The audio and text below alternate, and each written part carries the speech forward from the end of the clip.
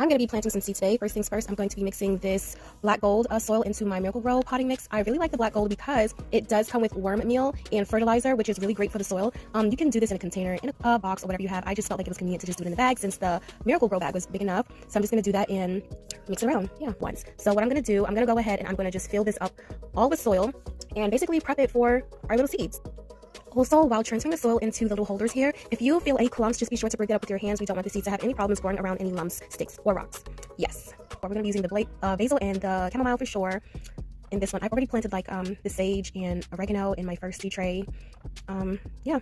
So I'm going to go ahead and sort those seeds. I am also going to be replanting my cayenne seeds. This is one that I grew last summer and it was dehydrated. I'm going to use those seeds. I'm going to use my dry scotch bonnet seeds also that I grew last year. And these are also some old seeds I had, my baby choy. And then I'm not really good at growing lettuce, but I figured why not give it a try again? You never know. This one I did not mean to take out the pack. These are the radishes. We're not going to use that. This one I can plant in summer because they grow super fast and easy. And then I'm going to grow my lemon drop basil and then my dark opal basil. And then I have my chamomile here. And last but not least, we have our lemon balm. And I'm just going to basically prepare to gather my seeds. Voila. So this is what we have after naming everything. And then I'm going to get my little seeds out the packet. I'm going to be using my little handy tool there that you're going to see in a moment. Little circles in all of them to help us prep and plant the seeds faster with my handy dandy tool. So let me go ahead and do that. Now I'm going to use my little seed collector here to help gather up my seeds to easily transfer them in the soil. And I must say, most of these seeds are reasonably good size, like we have here, and some of them are much smaller. I wish I would have recorded the Tiny Tim tomatoes and some like I had in my first year, because some of those seeds were extremely small.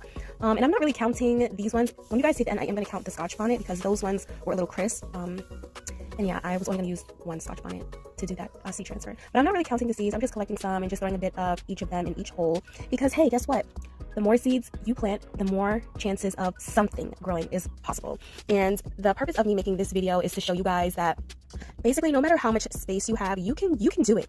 I want to hopefully inspire someone, and show them the process step by step. You guys have seen me mixing the soil, putting it in the tray, putting it in the seeds, and then at the end we're going to just add some water. I have a south-facing window in my living room space, so I do get a lot of sunlight in this particular room.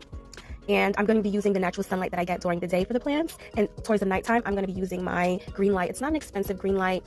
It's a really affordable one. Maybe if I find it on Amazon where I got it from, I'll probably put it somewhere on the screen.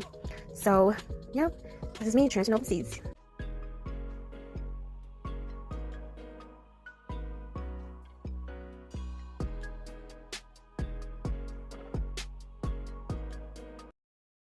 Now I'm going to go ahead and add some water to the bottom of the tray, and I'm going to let the water soak up from the bottom. That is one tip that I learned 2 years ago as a new planter, and I would highly recommend that to those of you who are planting for the first time to